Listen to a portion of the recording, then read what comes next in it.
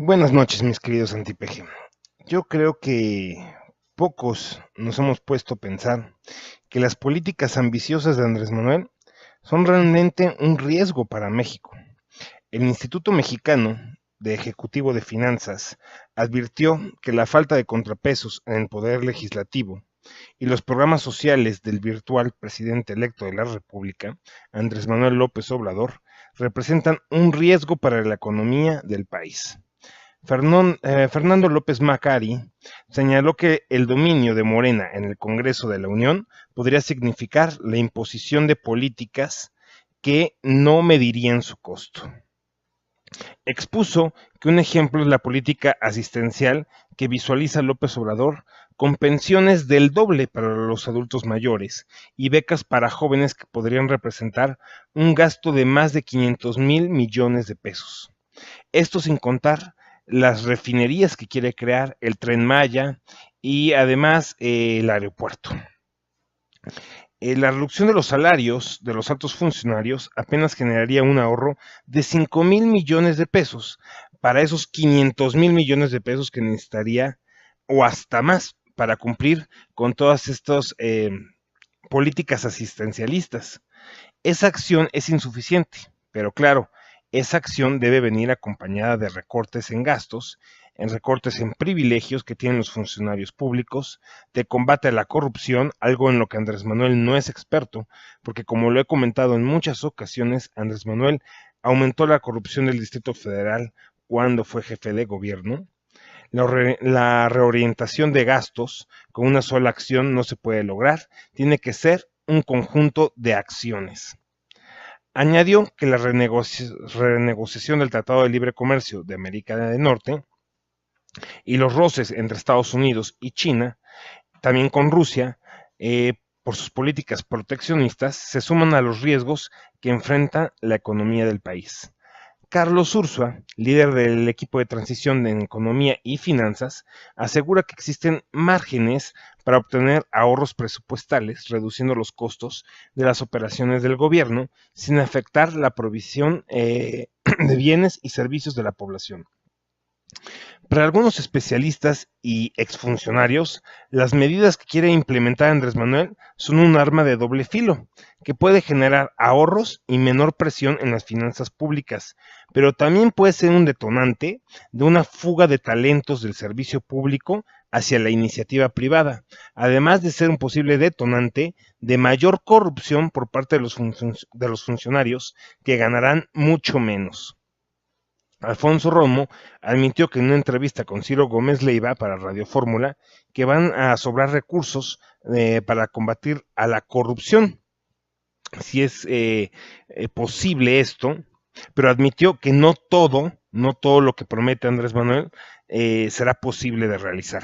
Solo la crema innata de los fanáticos de Andrés Manuel que apoyan a Andrés Manuel piensan que la economía mexicana mejorará y será una especie de paraíso terrenal si las teorías de Andrés Manuel se hacen en el gobierno. Basar la mejora en subsidios indiscriminados, mayor intervención del Estado y en los buenos deseos de inspirar una república del amor no coincidirá sino con un profundo desorden de la república. Muy parecida a la caída en la actividad y la crisis de inflación y de devaluación como la que ya vivimos los mexicanos en los años 70 y 80.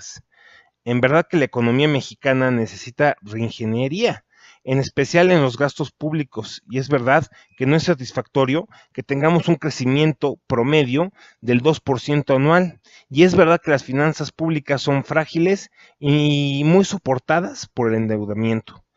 Pero superar estos problemas no es un asunto de buenos deseos, como piensa AMLO. AMLO dice que todo se resuelve ahorrando los 500 mil millones de pesos que se pierden en la corrupción. Nadie sabe de dónde sacó tal cifra, y la verdad, suponiendo que el ahorro de esos recursos alcanzara, pero no alcanzará para financiar todos sus planes de subsidios que AMLO promete, entre ninis, madres solteras, pensionados, miembros de la tercera edad, refinerías, Tren Maya, etcétera, no podría alcanzarle ningún dinero. Lo peor de todo es que AMLO ignora que la economía se dinamiza con la inversión y la inversión se dinamiza con algo que se llama confianza. Confianza para invertir en el país. Atrás de AMLO hay muy buenos economistas, pero delante de él están los ideólogos que todo lo politizan, que harán que los pasos a favor de un manejo ortodoxo se hundan en la demagogia y el populismo que guían los pensamientos del López Obradorismo.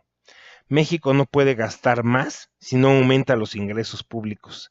El país le urge aumentar la productividad de la economía y alejarse de las necedades de Andrés Manuel de crear una autosuficiencia alimentaria, como quiso hacer López Portillo y simplemente no le salió. México necesita una economía con mayor competencia en muchos sectores y no le conviene que la mano del gobierno sea la que guíe las decisiones de la inversión. Se necesita, es verdad, una mayor equidad, pero esta no se va a conseguir quitándole al que tiene para dársela al que no tiene, como dijo Margaret Thatcher. Entonces, ¿en qué quedamos? Pues quedamos que las políticas de subsidio que quiere Andrés Manuel, contándolas todas, pues no cuadran con su ahorro de austeridad republicana. Aún seguimos sin saber de dónde va a salir tantísimo dinero, porque pues al tratar de ahorrar por un lado, puede ocasionar, puede ocasionar mayor corrupción por otro lado. Entonces, me encantaría escuchar qué opinan ustedes al respecto, leer sus comentarios. Buenas noches, cuídense mucho y hasta mañana.